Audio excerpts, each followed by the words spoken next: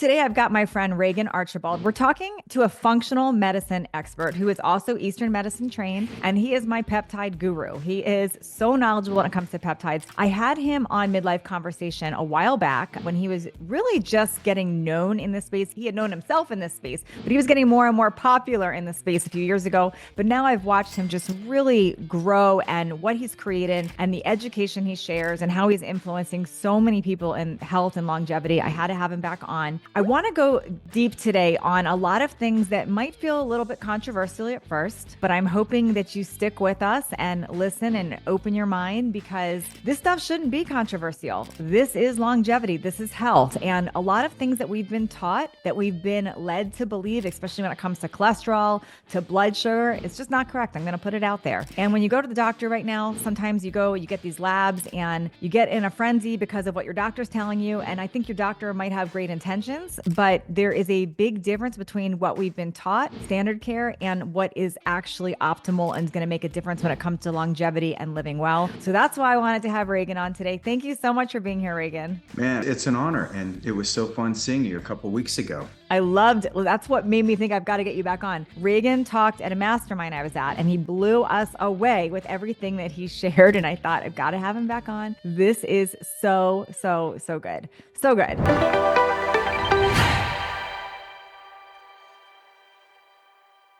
Okay, so Regan, let's back up a little bit. What made you start to specialize in this? Or were you always looking at optimal labs? Like, give us a little background into the medical profession. So originally, I grew up on a cattle ranch in Idaho, and I wanted to be anything but a farmer when I grew up. And my uncle was a doctor, so I was like, "That's a perfect route. I'll just go that way." I knew I had to get good grades in school, and I always enjoyed learning. And then it was when I started getting sick in my undergraduate work, I realized, wow, there's a whole nother world out there. After I was misdiagnosed by 5 different doctors, they all said your labs look great, and I'm like, well, why am I anxious all the time? Why can't I sleep at night? Why am I gaining weight even though I was in my early 20s? And why is my skin all flared up? So it was finally a naturopathic doctor who was also trained in Eastern medicine. He ran the right labs and said, "Oh, you've got an autoimmune disease." And at the same time, I was taking this history of medicine course from Dr. Bauman, and I started learning about the origins of Western medicine and how the Flexner Report, if you go all the way back to the early 1900s,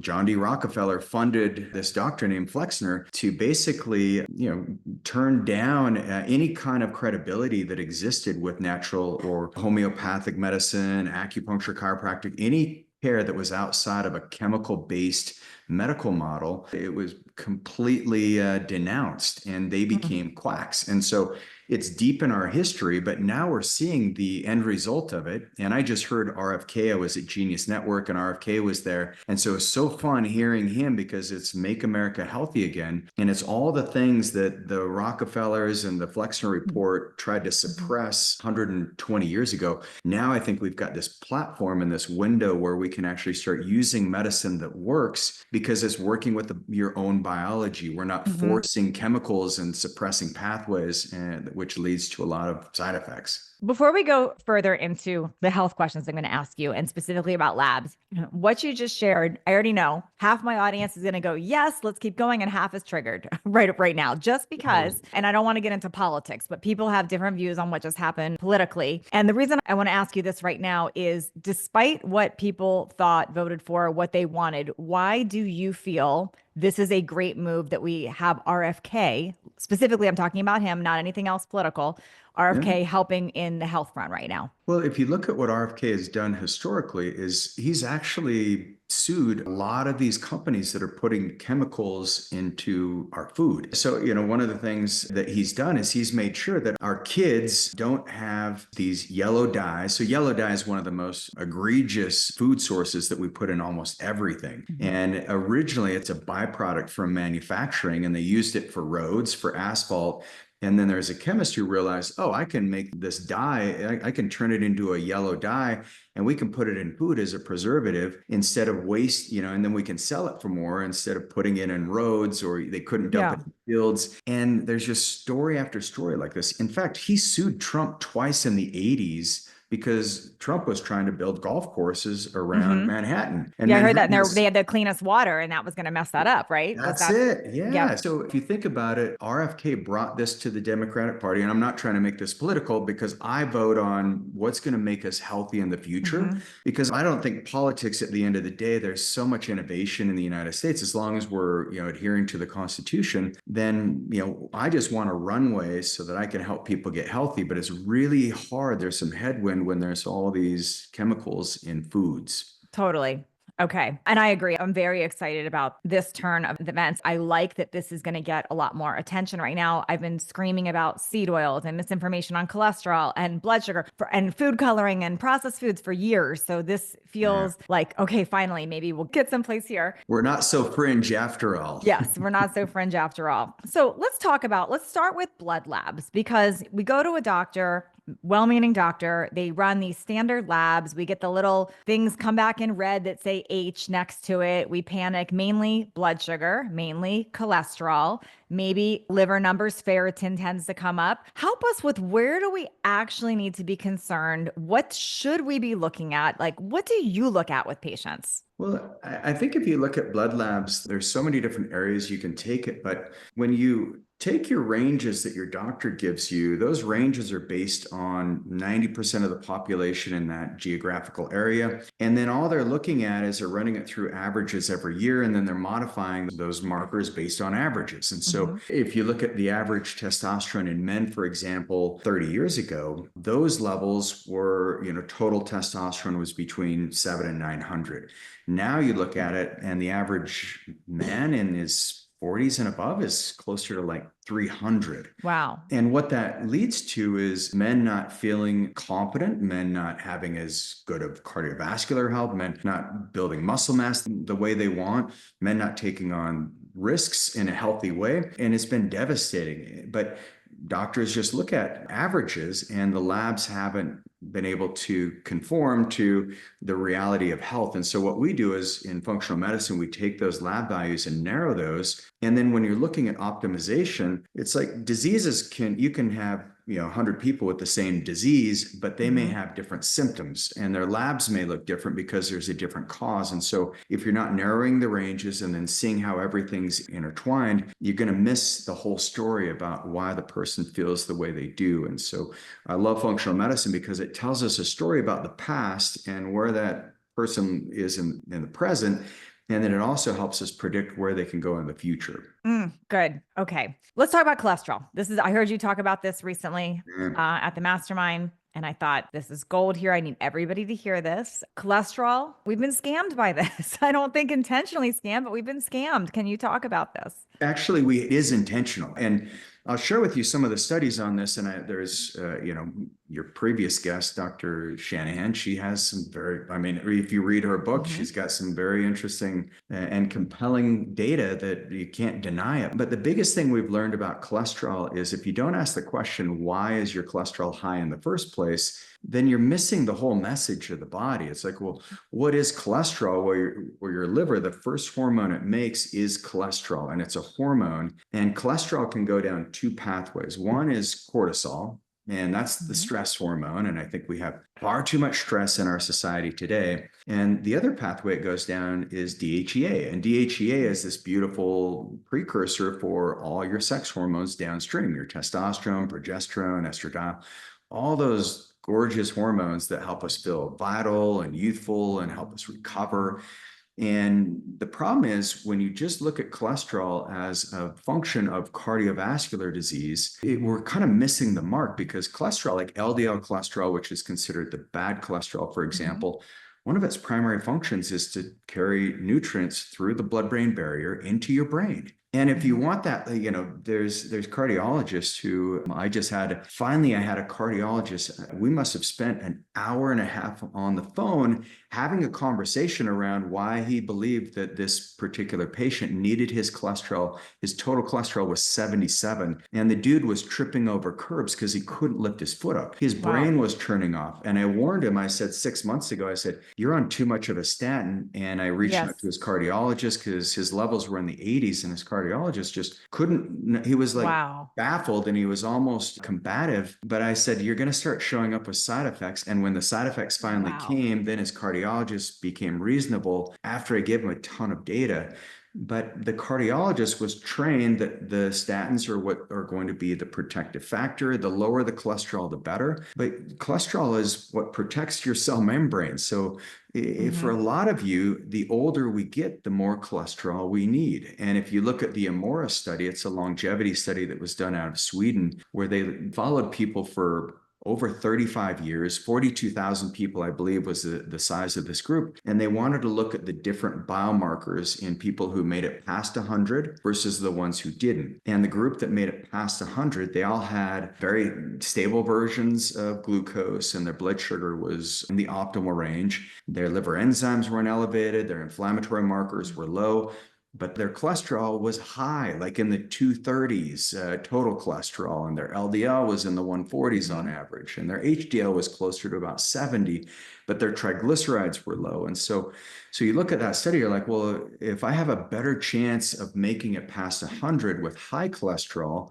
Right. maybe I should reconsider this idea, this concept that low cholesterol is good. And another study just came out a couple months ago that found people with lower cholesterol have a higher all-cause mortality than people with high cholesterol and are more likely to have a cardiovascular event. So Wild. Okay, where did this come from? And I did ask her when I interviewed Kate earlier. She had a theory. I'm curious, where do you think this came from? Where did this story about high cholesterol come from? Because this is an emergency. Like half the people I know are on statins. This is yeah. a big epidemic right here that doctors prescribe cholesterol medicine constantly. Oh, well, that's it. So the statin medication, it goes way back. And if you look at President Eisenhower, so Dwight Eisenhower, we all remember him. He called D-Day like probably the most influential general in United States military history, because we had one shot to win World War II, and he called it. And then he was a very celebrated veteran and got called into the office.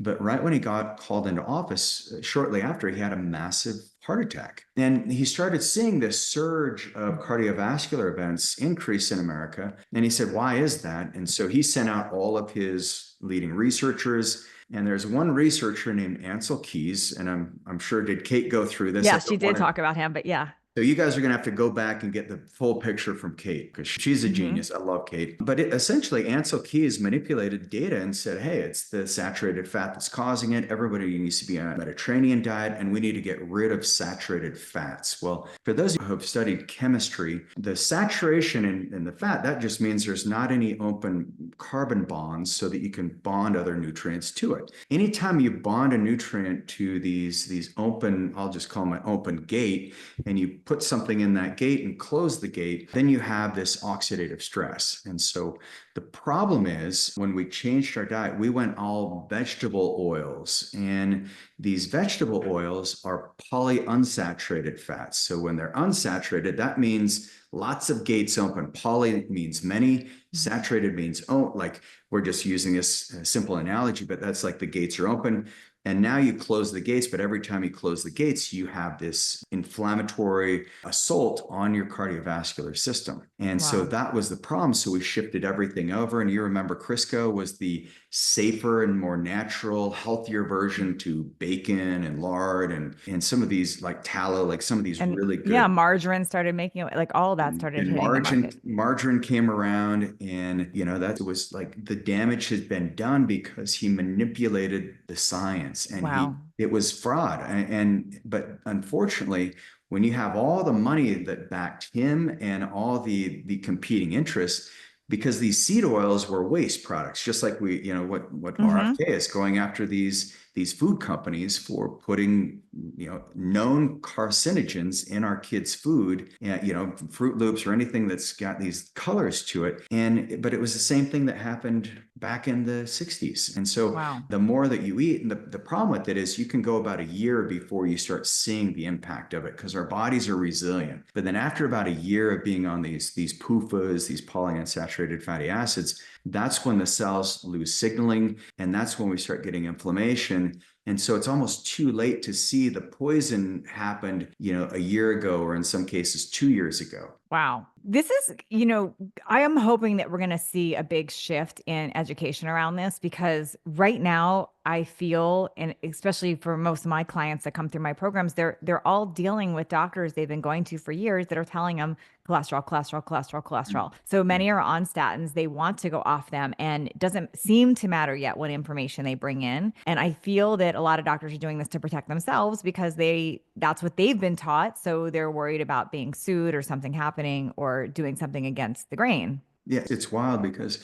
if a doctor doesn't write you out a prescription for a statin, depending on the clinical model they're in, they're going to get reprimanded. And if they do that long enough, then they'll be replaced. And so they can't think outside of the box. So one of the reasons I didn't end up going directly through traditional medical school, and I can tell you, my family, my dad was like, well, you can always be a carpenter if it doesn't work out, going into this alternative medicine, are you sure? And I was like, I didn't know all I know now, but I do know I made the best decision of my life when I ended up going to more of an integrated medical school in Hawaii. Not because it was Hawaii, that was great, but it was because of the education I received. Earl Bakken is the founder of my school, and he's the inventor of the pacemaker, or a company called Medtronics.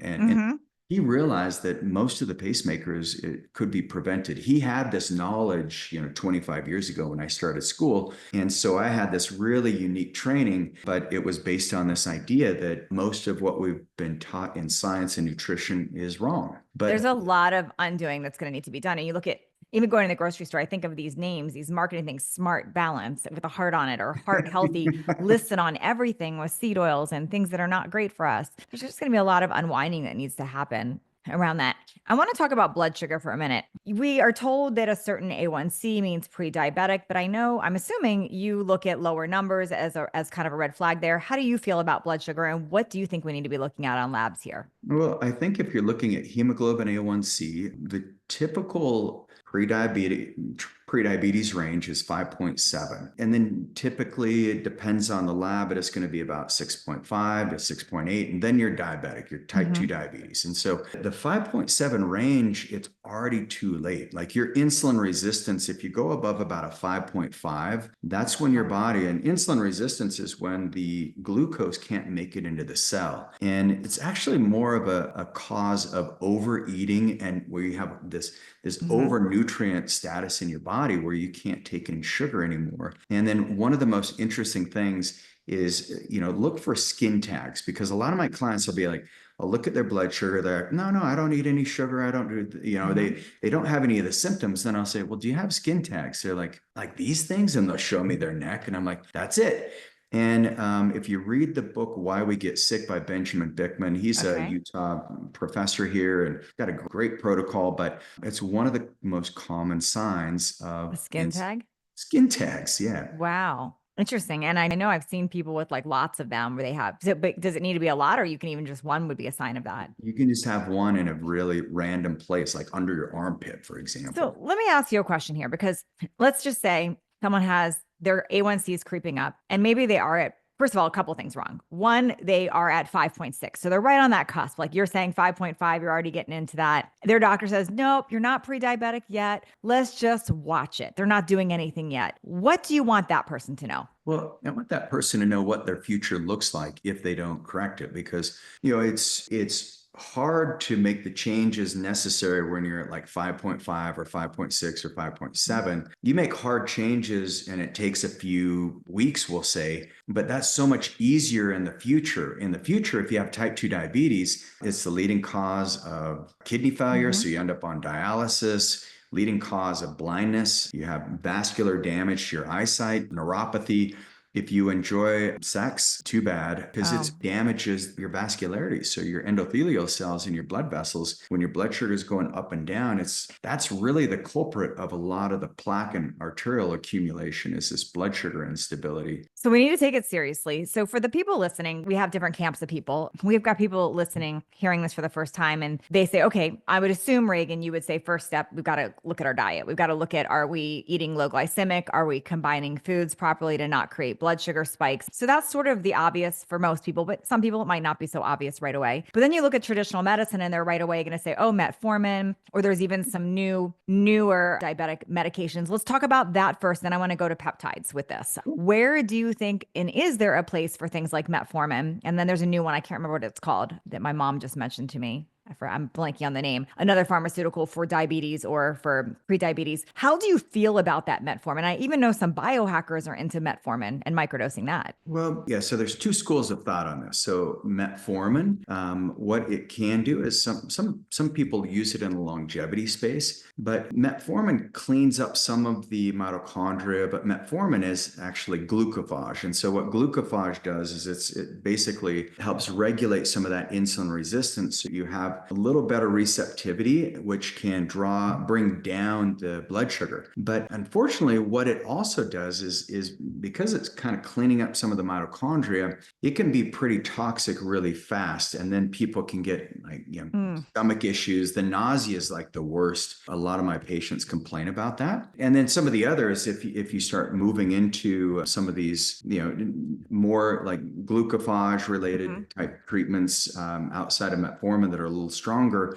I typically see more and more side effects from it. And wow, it's better than not treating it by all means, but it's something that you have to take very seriously. And just back to the blood lab level. So we'll jump into the peptides because the GLP-1s are probably. Yeah, I mean, that's what I want to definitely talk about. Yes. Yeah, that's going to be a fun one to discuss. But some of the things that you'll see in the studies is if your blood sugar is 5.7, then the research shows, and this just came out about a year ago, you will live 4.5 years of a shorter lifespan. So your lifespan shrinks by 4.5 years just with hemoglobin A1C at 5.7. But think of your health span.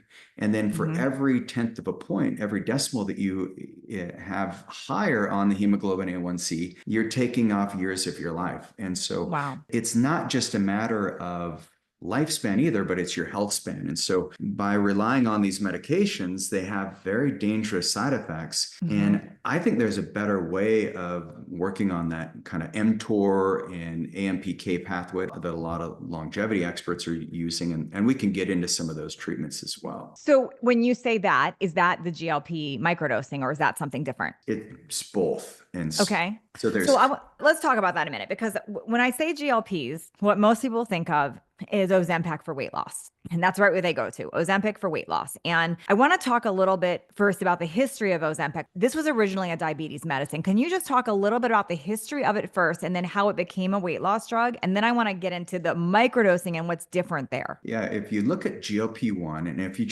for those of you who are love Google or love pathophysiology, you just plug in what are the benefits of glucagon-like peptide 1, and there's a few of them, but specifically what it is it's neuroprotects your brain from damage. It also protects your kidneys, it protects your heart, and the reason why it's so powerful is it also turns off our appetite. And if you think of what has happened to us in the last 100 years is we have light all the time. We have food all the time. And so our appetite has gotten dysregulated. And so one of the things that GLP-1s do is they let you know when you're full. And one of my Japanese doctors, Dr. Mayakawa, she used to say, the greatest sin you can commit on your body is to overeat. And, not knowing all the, kind of the metabolic pathways at the time, I kind of laugh. I'm like, well, I may make it to heaven after all. I was like, this is good news. But now I realize what she meant is there's this metabolic overload, and then you start dysregulating your GLP-1 cycles. So you turn it off. The more you overeat, then the more you think you need to eat. Totally. And some people say, oh, you're stretching out your stomach, but that's not it at all. It's the GLP-1. So it's a really powerful hormone. And actually, when they had it approved as a drug, it was approved to treat diabetes, not obesity. And that's where everybody— Type 2 diabetes, type 2. So your blood sugar is already chronically high. Yes. That's it. Yep. And so it wasn't until they started going deeper into it. And now we have a Mounjaro, which is tirzepatide. So that's a GLP-1 and GIP. So it's two peptides combined. And now that one is approved to treat obesity, which we have a massive epidemic of it in our society.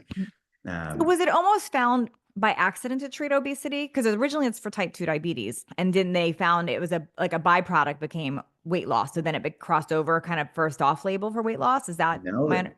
okay.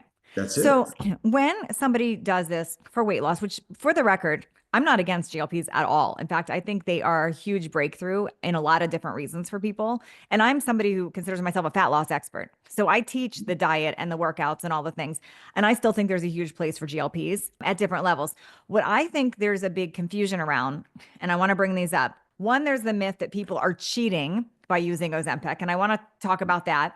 And then I also want to talk about the amount that people do in GLPs because we don't necessarily need to use the standard prescribed dosage to get the results in blood sugar and even in craving control and weight loss. So I want to talk about those two things with this. Great. Well, I think you nailed on, and this is controversial because we've used these peptides before it was Ozempic. I mean, we've used GLP-1s, but if you look at the dosing, like Ozempic, for example, when you have the preloaded syringes and in GLP-1s, as Natalie and I have been talking, they're naturally occurring in your body. And so you can't patent something. You can't say, hey, I discovered this, therefore it's mine. But it's like, hey, it's already there. It's already there. But what you can patent is the administration of it. And so if you look at the administration, that dose, in my opinion, is about 10 times higher than what you want to be using. And in some cases, don't get me wrong, you may need to use it at a higher dose temporarily, but once you're on this drug, the pharmaceutical companies, they love this drug. They're like Novo Nordisk, Eli Lilly, they're like, please, let's administer this to as many people as possible, never get them off. And then now they're going after kids, like as young as 6. And it's like, hey, I don't think their GLP-1s broke. I think the food that we're feeding them is the biggest risk. So let's talk first about obesity, and then let's talk about the blood sugar and somebody that's not obese.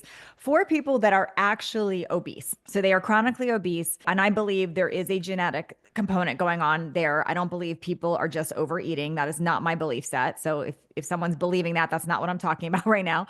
Somebody has a genetic marker that they have this obesity issue. What is a proper dose for them to start out? Is that very dependent on person? And how do they know if this is being effective and they're doing it safely? Let's start with that. Well, and this is challenging for me to get into specifics, but because I don't advise anybody to just go and purchase any kind of peptide over the counter, you go to Peptide Sciences, whatever. Make sure you're working with a team of physicians who actually knows peptides, knows how to dose them, knows that you don't ever want to use a GLP-1 alone. You want to add in other peptides with it, and we can get into those stacks. But if you kind of a general place to start would be like if you have a 5 milligram bottle, then you may want to be doing like 0.10 units in the beginning every week. And then you want to slowly pick it up. And if you go off the GLP-1s, then you need to start at a lower dose again and move up if you're trying to lose weight. But the idea, because the pens start with, I believe it's like a 12.5 starting, right? So is that, in your opinion, is that pen amount too high? Oh, that's what I mean. It's like you're going down to like not even 10% of that amount. Wow. So this is interesting because a lot of people have tried these and they get so sick. And this is why it's too high of a dose. Way too high. Yeah. It's like you can drink too much water and die from that faster than you can from being dehydrated. So it's why in your opinion, do they start at such a high dose? What is the rationale behind that? I think the rationale is to kickstart the body as quickly as possible and get that person. It almost makes you dependent on the drug when you go a high dose up front. And so now your pancreas is going to need it because now that pathway is already overexpressed. So you're turning on the genes, so you have more expression of GLP-1. And I almost wonder if it's almost like a crutch. But there's also some studies that they found, and they're working with people who they're incredibly sick. I mean, they have metabolic disease times 10 other diseases. And so for those individuals to have the result, they had to be on a higher dose as well. If you don't fall into that camp, it's very dangerous to do the same type of dosing. Now let's talk about the other person, the person that is not obese, but they have these metabolic markers creeping up. Their blood sugar is that borderline, and microdosing for them. What does that look like? And is that something you suggest to people? Well, once again, it depends, but absolutely. I think microdosing the GLP-1s every week I see a new study that comes out and they're showing all these benefits. And even though there's all the things on social media that you and I see where it's like, oh, they've got Ozempic face, or they've, yeah, I think you use the word cheating, it's like, because I think you've helped like 1 million people lose. I mean, it's a ridiculous amount. How many people have you helped? Over 250,000. Yeah, over two. Yes, it's amazing what you've been able to do.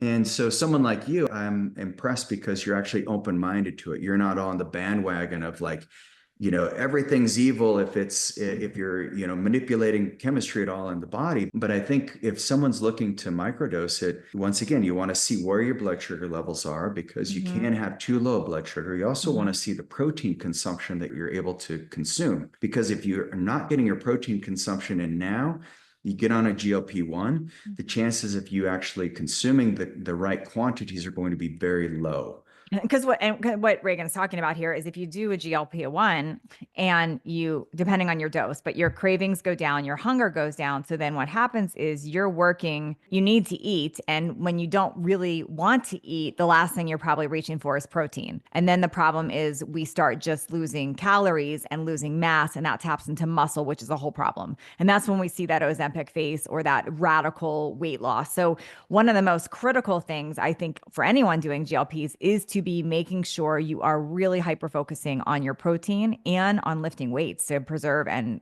retain muscle. Couldn't agree more. And one thing that makes GLPs work just a little bit better is because it's slowing gastric motility. And so if you have gut issues, if you're already constipated, you want to fix your gut, you want to fix all the detox pathways. So that's where, you talk a lot about detoxification, working on the kidneys, the liver, the colon. And you got to poop every day because you don't want to be on GLPs slowing that, and then you're not going to the bathroom. That's a problem too. Yep, exactly. You got to get that dialed in. And that's why when they say things like you can't be on GLPs before surgery, that's all related to that, because you don't want to, you're slowing your gastric emptying, you're slowing all that.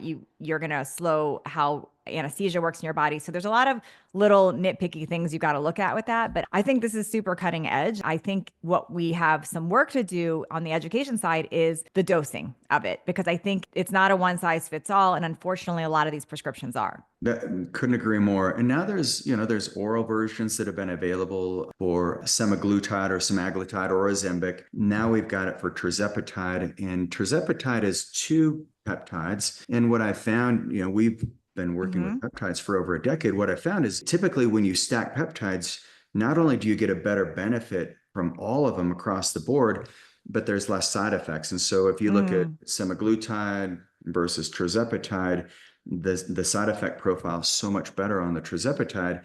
And then there's a new kind of what we call a triple agonist that we've been using. Yeah, what was that one called? That's the retatrutide. And the studies have shown this one's 3 peptides. So it's the GLP-1, it's GIP, and then it's glucagon. And if you use these separately, they just don't work, and there's different side effects. But when you combine those together, it's amazing. And especially if you can put in like a BPC 157 or KPB, and then you have like some kind of growth hormone releasing peptide, or like a myostatin inhibitor like ACE31, see that people actually can gain muscle, because the biggest anabolic hormone in our body is insulin. And if you become more insulin sensitive, you're going to build muscle. And that's, when everyone talks about the muscle wasting, I'm like, you're missing the whole mark. Actually, what it does is because people aren't hungry, they're not eating. And so of course you're going to lose muscle. And if they lose 50 pounds,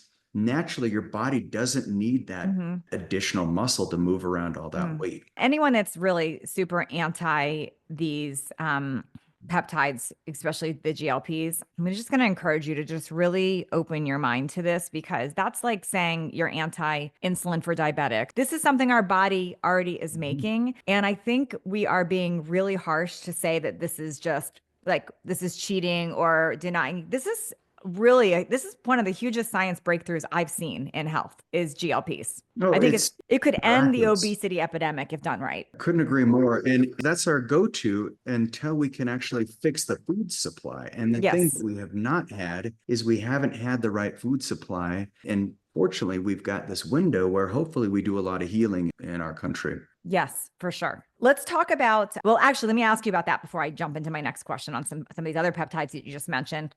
When you say that about food supply, And I know this might sound like a basic question, but I want to make sure because we've got all different listeners here. What are the main things in our food supply? If you could wave a magic wand and you think these are the most critical things that we've got to address right now, what are those things? Probably the first thing would be just any of the artificial sweeteners, dyes, all those things that make food look really pretty. If you could just get rid of those things, I think that from a neural inflammatory perspective, we just make better decisions because that manipulates so much in our brain. See, people are in denial about that too. Can you explain that a little bit more? Because they say, well, FDA approved red number, whatever, or blue number, whatever.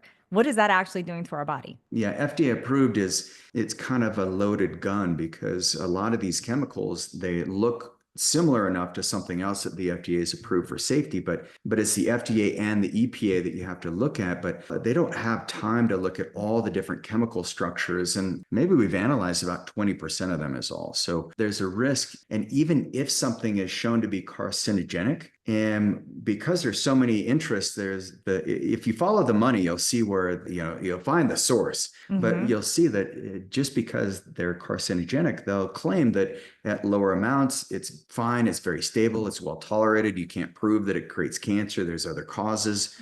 But at the end of the day, if we just kept food real, and if you look at Europe, so one of my clients, good friend, he runs Burger Kings. And I know it's like he's a capitalist. I mean, he's got a venture capital fund and they purchase different business opportunities because they have billions of dollars in this fund.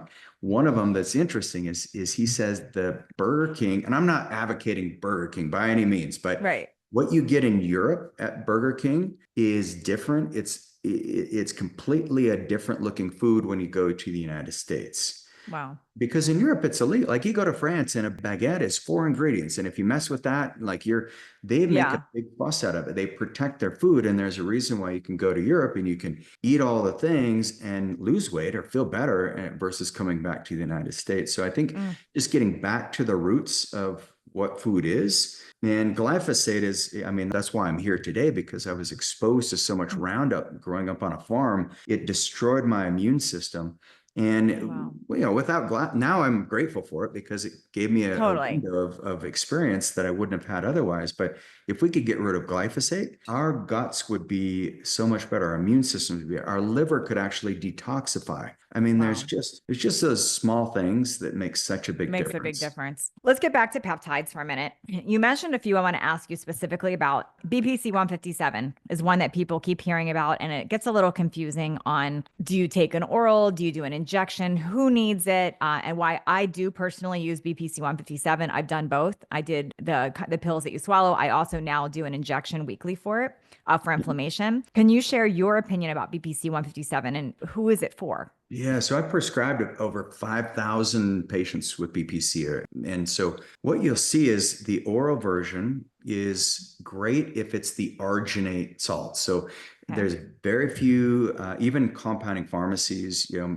certified, registered, FDA pharmacy, FDA overseen pharmacies and licensed pharmacies that make the arginate, but that's more stable for the gut and it mimics more of the expression of the BPC that your body's already making. So it's body protective complex. And what you'll see is it helps tighten the junctions in your gut so you have less inflammation from the foods you eat. You'll also experience, I have clients who have had heartburn or acid reflux for almost their entire adult life. And BPC is the very peptide that helps mitigate. When you're looking at the injections, the BPC 157, there's different variants of it. So a lot of what you get online is fragments of BPC, and sometimes those can be contaminated. But if you have the right version, you're going to see an acetyl group on these covalent bonds, and that acetyl group actually creates a better expression of the BPC, so you can have better healing of the connective tissue, or like you said, for recovery. You'll find that it's like, I don't even feel like I worked out yesterday, even though it was a slugfest. Because for me, my knees have been bothering me. I don't even inject it near my knee, and I notice a difference doing it, which is wild. So I don't know how that worked, but it did. So just think of peptides as they're just these protein shapes. They're folded in just the perfect way to turn on genes. And so when you turn on the genes that BPC 157 turns on, you're getting these vascular and endothelial growth factors. You get nitric oxide production. And that goes systemic. And that's why you use a tiny amount, but it Mhm. makes a big difference overall. Should you be injecting BPC 157 near an injury? Does it matter where you inject it as long as you're putting it in fat? Does it matter? We found that if you can drop it right into the area where the tissue is injured, it's great. But Okay. most of you do not have an ultrasound to guide it where it needs to go. So, Yeah. but if No. it's a shoulder injury, go ahead, inject it But around the like I could put it near my knee, for example. That would probably be better than just Absolutely. putting it in my stomach. Okay, got it. Yep. Let's talk about Samoralin. That's another one that's gotten a lot of attention lately. Yeah. I have tried to take Samoralin. It makes me so flippin' hungry, Reagan. I can't do it. Like I wake up ravenous. Like I want to go raid my refrigerator. What's going on with Samoralin? It's a growth hormone. It's a natural growth hormone. Why is it recommended? And I'm personally not taking it because it makes me too hungry. What's going Too on there? hungry, yeah. And watch your REM sleep on sermorelin, because the thing that you want to do if you're using any growth hormone releasing peptides, and these are great, there's over 100 of them. Right now, Mhm. there's about maybe 25 that we use on a regular basis, but you want to use ipamorelin with it. So there's two Okay. pathways on the growth hormone cycle. So the pathway that sermorelin's hitting is the growth hormone pathway, which triggers a lot of hunger. The other side is the ghrelin pathway. So if you use ipamorelin, it's a somatostatin inhibitor. It also changes the ghrelin expression, so you don't have Okay. near the hunger, but you get about 7 times greater benefits of growth hormone just by stacking that in. So if I want to take it, I need to add that in. That's what's missing, it sounds like. Ipamorelin is I think ipamorelin is probably the safest, and you could develop an immunogenic response to some of these growth hormone peptides, Hmm. which means like you can have like some elevated heart rate. Mm. But if you add ipamorelin or just do ipamorelin alone, it seems to be incredibly safe. Because I just said that, let me just go a little deeper here because people are probably like, why did you try that? Why did you that? I'm like I'm a human experiment. I like to try things. I like to know what I'm before I'm talking about something. So I do try things a lot. That's just who I am. And Yeah. I also feel everything. So I'm really quick to know if something's working or not working or how I get like every possible side effect. But the reason I wanted to try it is because it should help with muscle and we have sarcopenia. We lose muscle as we age. Mhm. And I wanted to be able to maintain that. And I am on bioidentical hormone replacement. But my fear with growth hormone, with taking Samoralin, or I'm not even pronouncing it right, maybe this is unjust, but let me ask this. My fear is that if you are helping to retain muscle or to help, it's a growth hormone. Yeah. Could that also grow tumors? Could that also grow things we don't want? Yeah, I think it's a great question that you need to look at, because mTOR is that's the growth gene. That's where you can get big and muscly, and that's where they looked at rapamycin. It turns off that Mhm. mTOR expression in the gene, and so growth hormone is triggering mTOR, and mTOR is what researchers have found can feed cancer. And even IGF-1, people who have cancer, typically Mhm. their IGF-1 levels are too high. Okay. So anytime you're using those, you want to cycle on and cycle off of those. And if you're on growth hormone itself, if you're using the hormone structure, a hormone is a long-term communication network, whereas a peptides is short-term communication. So most Got it. peptides are metabolized in 5 to 7 minutes. With sermorelin, for example, you want to do it in a fasted state, 90 minutes, After your last meal. Yeah. exactly, or first thing in the morning. But if you're taking growth hormone, it's always there. So that mTOR is continually expressed. So I look at it and I say, well, maybe 5 days on, 2 days off is a So I've already pretty cycling it. typical Yeah. That dose. makes sense. But you always want to also look at using 5-amino-1-MQ, MOD-SC, Humanin, or SS31. These are mitochondrial peptides Hmm. that activate AMPK, that other side of the cycle. So Hmm. there's very safe ways of doing this and you'll actually get more benefits from the growth hormone side, because what 5-amino-1-MQ does is you get better muscle contractility, and you also Mm. have better energy, and you feel more light on your feet, like that proprioception. When you were young, like, did you do dancing or Of anything? course. All of it. Yeah. All of it, right? Yeah. And so you probably don't feel as quick on your feet now as you did when you're younger. But you add in 5-amino-1-MQ with some of these growth hormone secretagogues, Mhm. you're going to feel that same Natalie Mm. Jill 20 years. One of the fun peptides I just learned about recently. I'm not doing this one, but everyone that I see that's tan and like you, Reagan, I'm like, are you taking melanotan? And some of my friends that I know work with you, what is melanotan and why are people loving this thing? Oh, well, you've got this pathway in your body. It's called your MSH pathway. So it's a melanocortin pathway. And what it does is if you stimulate it, you get this melanocyte production. And melanocytes are great for the hair, great for the skin. Mhm. But the melanin that gets produced causes a natural tanning with very little time in the sun. And the other thing on the flip side of it is it creates better protection against mold. So there's micro Mm, everywhere.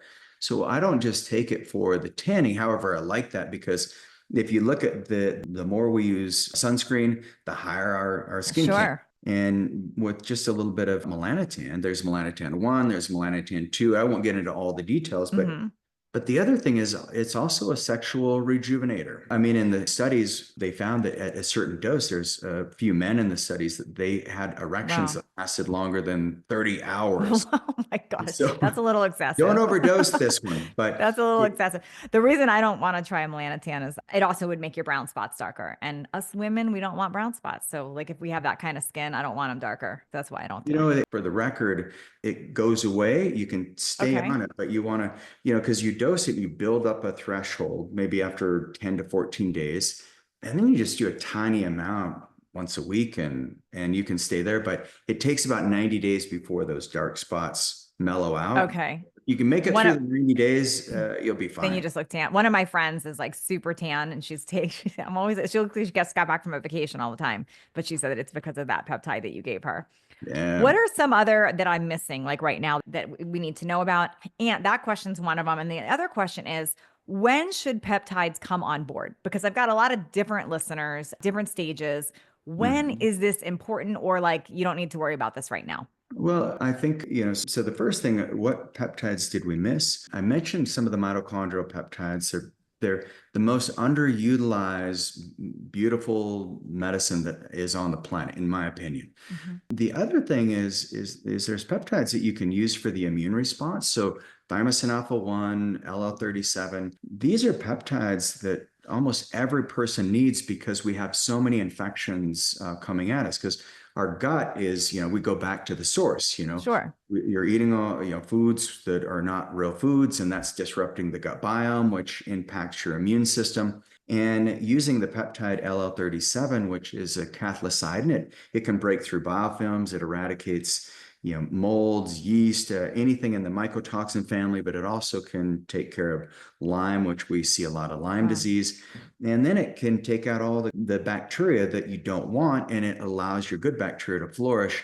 This will be a peptide you'll probably hear more about in the future. Okay. And if you stack it with thymosin alpha 1, that's your best peptide for retraining your white blood cells, because as we age, our thymus gland gets smaller and smaller and our immune systems become less and less responsive. And so this is where thymosin alpha 1 can help protect you against any kind of infection or illness, because it Amazing. creates more intelligence in your immune system. That's amazing.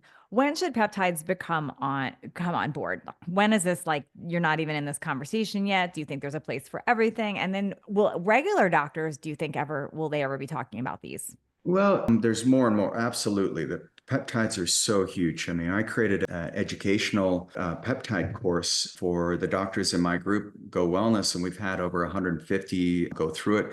But I Wow. created it in 2019 before peptides were a big thing, Okay. because they were just coming on, and I got so tired of texting all the doctors in Yeah, the group I'll like, bet. "Hey, this is how you do it."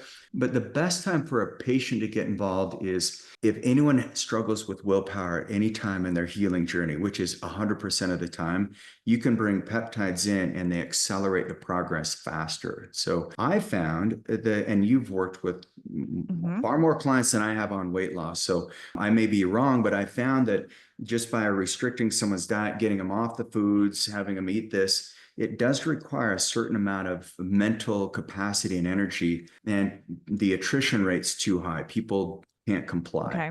But when you can use like a GLP-1, or when you throw in, recovery blends like thymosin beta 4, BPC 157, where people start exercising and moving their body and they're not Hmm. sore the next day, they stay motivated and they see results faster. Yes. And so I like using them right out of the gates because it gets willpower out So of the good. way.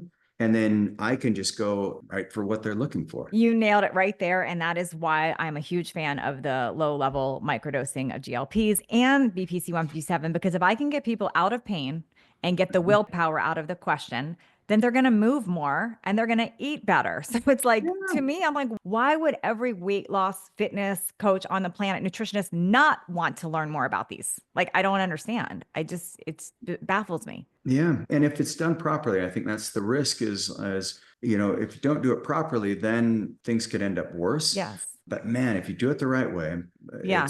it's life changing is an understatement. Now, I will tell you, being from the fitness industry, there are some fitness professionals threatened by their careers. They're like, oh, well, it's going to go away. And I encourage them to look at this differently because I feel anyone on GLPs needs the education about fitness and nutrition too. So it's actually will help that too. So, well, this has been fascinating, Regan. I love this. Where can people find you? Where do you want them to go? And how do they work with you if they want to work with you? Well, probably the best is Ageless Future. Ageless Future. Okay. Yep. And I can provide a link in the show notes that we made Great. for listeners specifically. So they'll Great. get front of the line. We're very busy, but the first step we'll do is make sure they get their blood labs ran. Okay. Yeah, they can go to agelessfuture.com and I will put a specific link in the show notes that lets you cut the line if you want to talk with Regan here. And then where on social media can they follow you? Are you on social media? Do you do much on social media? LinkedIn. Just look up Regan Archibald on LinkedIn. Okay. And I'd love to connect with anybody there. That's the best format for me. And if you're not watching on YouTube, if you're listening on the podcast, Regan is like super fit, like crazy lean, super fit. He knows what he's talking about. He looks like he's 20 and he's not 20. So this guy knows what he's doing. And I met him before he got all super crazy popular. He's always been super knowledgeable and helpful. Well, thank you, Regan. We're going to stay on and let the community ask you questions. For listeners, thanks for joining us in, and we'll see you on the next show. Awesome. Thank you.